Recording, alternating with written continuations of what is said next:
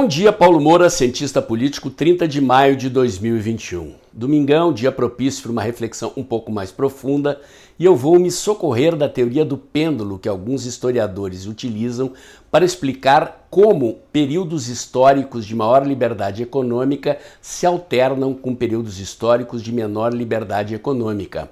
Vamos analisar o desenvolvimento da economia mundial no século XIX, no século XX e utilizar essa imagem também para analisar os recentes ciclos de desenvolvimento econômico da história do Brasil. Tudo isso com o objetivo de conduzir você a uma reflexão sobre o Brasil que queremos a partir da eleição de 2022.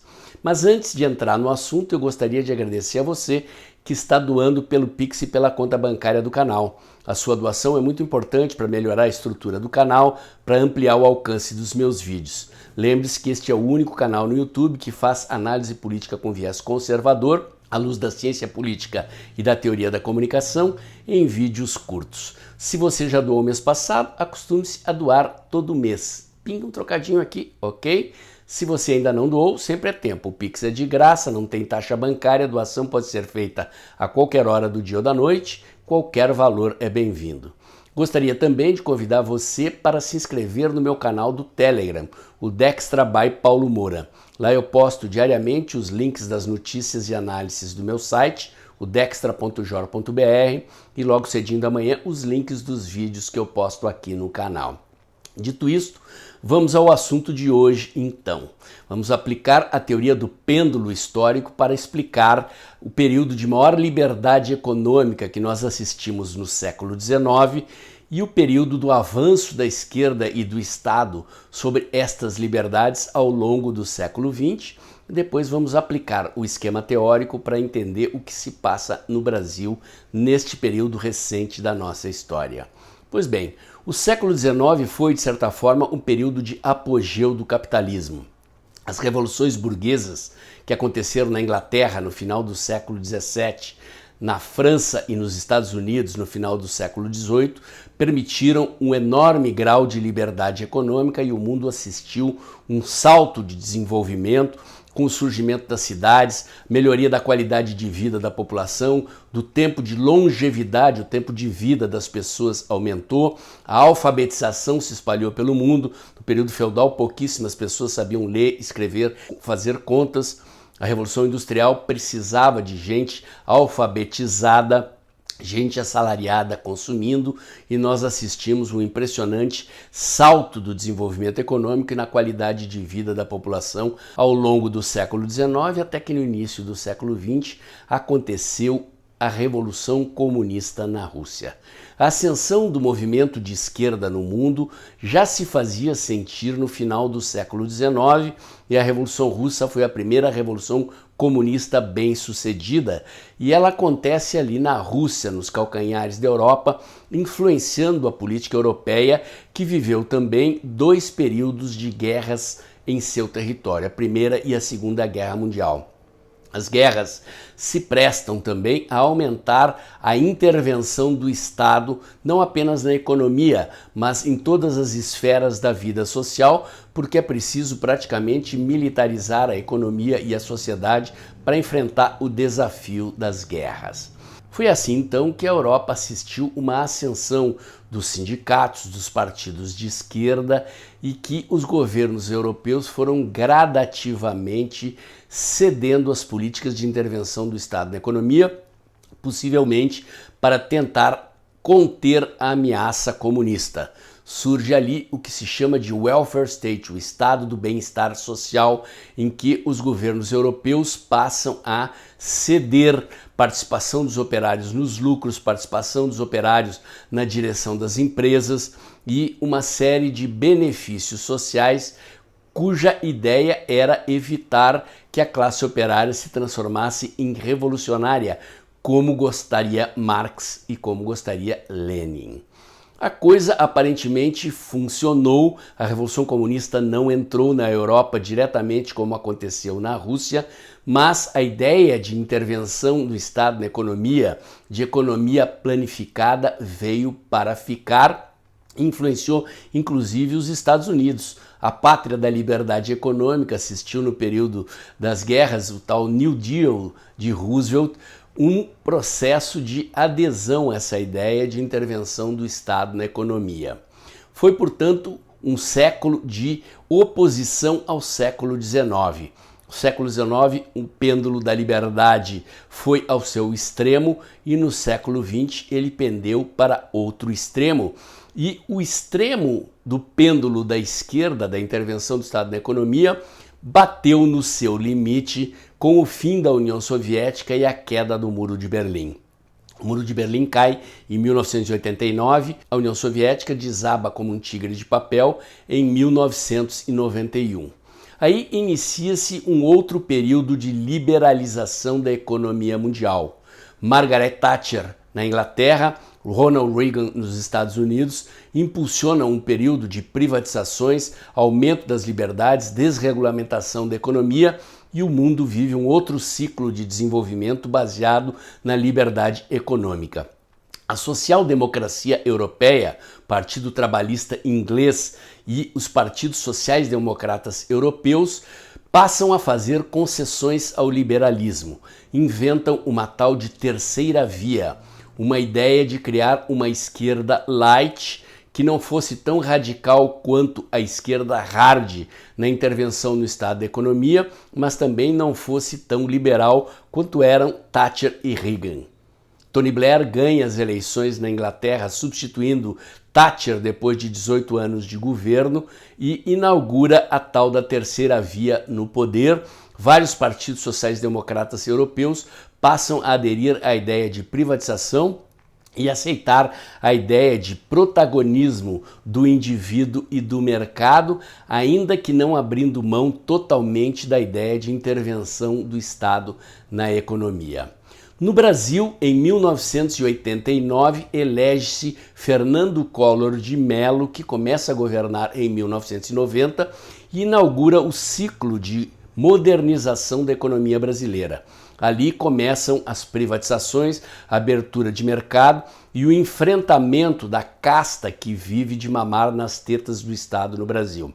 É bom lembrar que o Brasil, ao contrário da maioria dos países do mundo, é um empreendimento estatal, ou seja, na maior parte do mundo, os países criaram o Estado, as instituições jurídicas, políticas e administrativas da nação, como consequência de um processo de evolução histórica, de educação da população para a cidadania. Criar os poderes executivo, legislativo, judiciário, polícia, exército e tudo mais, era consequência de um ciclo de desenvolvimento histórico de amadurecimento da nação. No Brasil, quando os portugueses aqui chegam, não existia povo, praticamente a população nativa de índios era desprovida de condições de enfrentar o colonizador português, lembrando que Portugal era um dos estados mais poderosos e burocráticos da época. Foi um dos 5 países do mundo, ao lado da Inglaterra, da França, da Holanda e da Espanha, que colonizaram o mundo. Portanto, os portugueses chegam aqui e fundam o Estado antes de que houvesse uma nação, no sentido da ideia de que nação é povo mais território. O Brasil tinha território, mas praticamente não tinha povo. O povo nativo que aqui habitava foi rapidamente subsumido à dominação portuguesa e a colonização ocupou o território posteriormente com gente que se habituou à ideia de que enriquecer era algo que se deveria fazer legitimamente a partir do Estado ou associando-se ao Estado e não como resultado do trabalho produtivo, da produção de riqueza no âmbito da iniciativa privada e do empreendedorismo. Temos, portanto, uma marca genética fundacional muito fortemente enraizada na cultura política do país, que os historiadores chamam de patrimonialismo, ou seja, esta ideia de que o Estado é uma estrutura que precede e domina a sociedade e o mercado. Aqui, portanto, implementar reformas de maior liberdade econômica, remover o Estado da economia e da sua posição dominante é uma tarefa muito mais difícil do que qualquer outro país do mundo, onde os países nasceram sob o signo da liberdade individual e da liberdade de mercado. O conflito de fundo que existe no Brasil, portanto, é de um Brasil que vive do próprio trabalho, que trabalha e empreende por conta própria, que não depende do Estado, que surgiu muito recentemente na nossa história, enfrentando essa camarilha de gente, esta casta que vive dentro ou no entorno do Estado, mamando nas tetas do erário às custas do trabalho deste novo Brasil que emergiu nas ruas no impeachment de Dilma Rousseff e com a eleição do presidente Bolsonaro. Com Collor, portanto, inaugura-se pela primeira vez na história do Brasil o movimento de redução do tamanho do Estado na economia. Observem-se aqui, gente, que eu não vou entrar em aspectos que envolvam juízo moral dos governantes, né?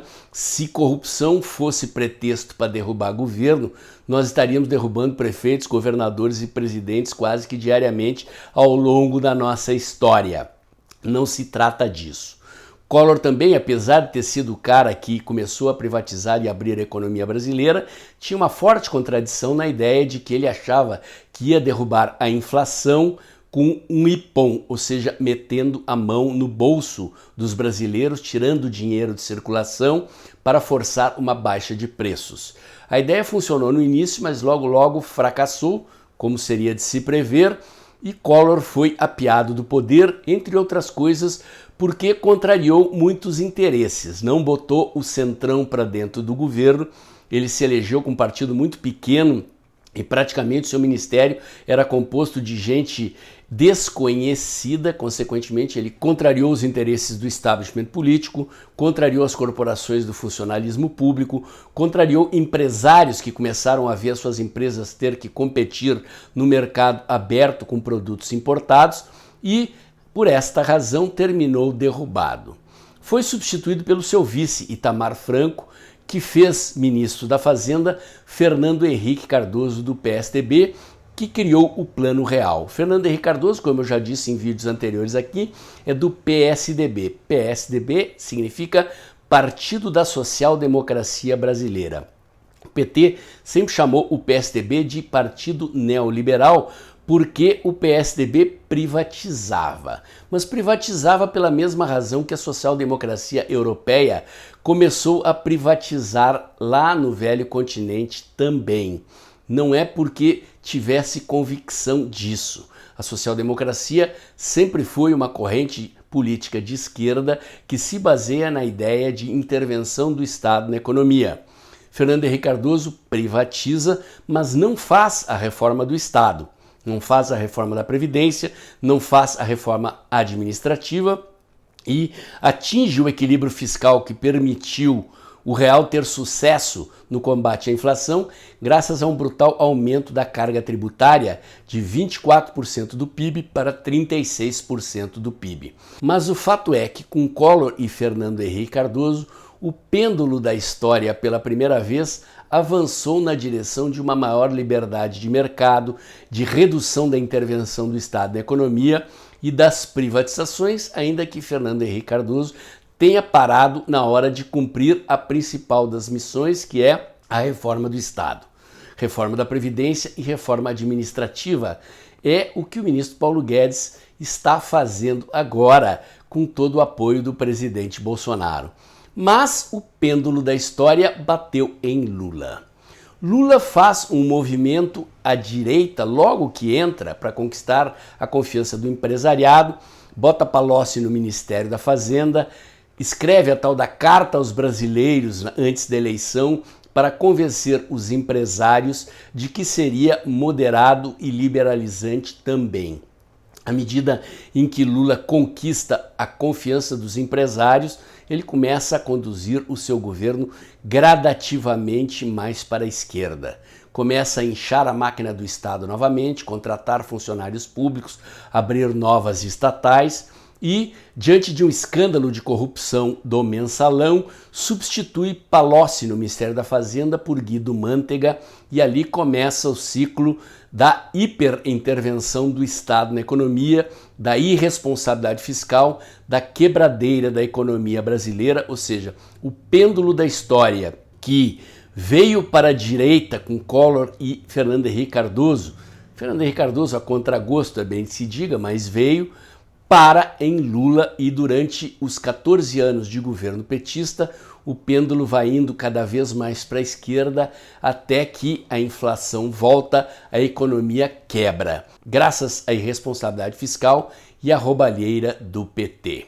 A eleição do presidente Bolsonaro, tendo o ministro Paulo Guedes à frente do Ministério da Economia, então, é outro movimento do pêndulo, dessa vez de novo em direção à liberdade de mercado. Conseguimos fazer, no primeiro ano de mandato do presidente Bolsonaro, a reforma da Previdência, aprovar a lei da liberdade econômica, até que Rodrigo Maia parou tudo e precisamos remover Rodrigo Maia do comando do Congresso Nacional para permitir que a agenda das reformas voltasse a progredir. Depois de fazer essas reformas, o governo avança na revolução na infraestrutura do país e na logística.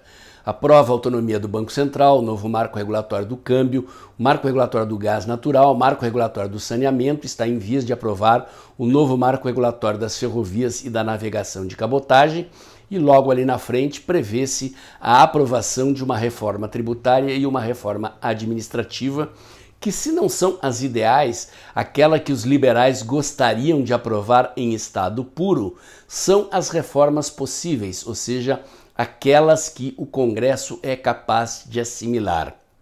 Vimos o Congresso descaracterizar agora a privatização da Eletrobras, mas, mal ou bem, ela passou e talvez a emenda de privatização da Telebrás ainda sofra modificações que a tornem melhor no Senado, e temos logo à frente a previsão da privatização dos Correios. Portanto, uma agenda claramente liberalizante, cheia de idas e vindas, de interrupções, de desidratações do conteúdo das novas leis feitas pelo Congresso, mas na democracia é assim. A pergunta que fica, senhores do mercado: sim, o mercado não tem votos, a Faria Lima não tem votos, mas tem poder e influência. Os candidatos todos de 2022, os principais, estão procurando ministros da economia ou candidatos a ministros da economia liberais. Ciro Gomes já fez isso, Lula está atrás de um economista liberal que tope abraçar a sua candidatura, e com Bolsonaro já sabemos o que temos pela frente. A questão é: os senhores confiam nos pendores liberais de Lula e de Ciro Gomes? Ora, senhores, convenhamos.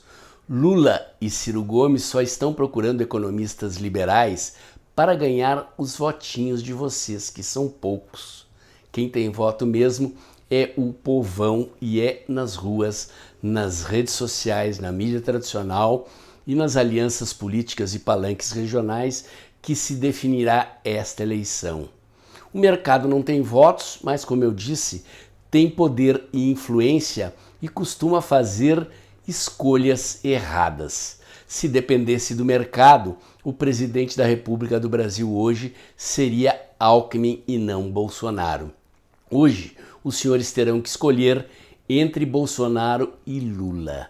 Vão correr o risco de acreditar nos pendores liberais de Lula? De novo vão cometer esse erro? Bom, que corruptos e mamadores nas tetas do Estado queiram a volta do Lula, eu entendo. Que os liberais da Faria Lima cheguem a cogitar essa hipótese é, no mínimo, um absurdo, para não utilizar outro termo menos educado. A reflexão de hoje era essa. Se você gostou, acha que aprendeu um pouquinho sobre a teoria do pêndulo aplicada ao desenvolvimento do capitalismo no mundo no século XIX, no século XX e aos ciclos de desenvolvimento econômico do Brasil? Faz um pix aí, ajuda o canal a crescer. Gostou mesmo? Então curte, comenta, compartilha, bota o dedãozinho lá, aperta o sininho para o YouTube avisar você quando tem vídeo novo no canal, inscreva-se aqui no meu canal do YouTube e compartilhe muito esse vídeo, gente, porque o YouTube suspendeu definitivamente o meu Google Ads. Não posso e nunca mais poderei impulsionar os meus vídeos aqui. Portanto, o caminho para a expansão desse canal e o maior alcance dos meus vídeos depende de você botar o dedinho aí no seu celular e compartilhar os meus vídeos, ok? Muito obrigado e até amanhã, porque todo dia de manhã cedinho tem vídeo novo aqui no canal.